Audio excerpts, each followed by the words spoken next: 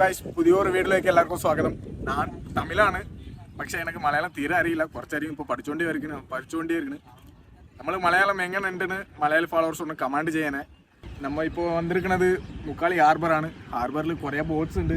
ഹാർബറിനാളെ boats ഉണ്ടാവും, അപ്പോൾ അത് എല്ലാവർക്കും അറിയും. പക്ഷേ എനിക്ക് കുറേ ബോട്ടുണ്ട്. നമ്മൾ തമിഴ് സിനിമയിൽ വടച്ചെന്ന പോലെ ലുക്ക് ഉണ്ട്.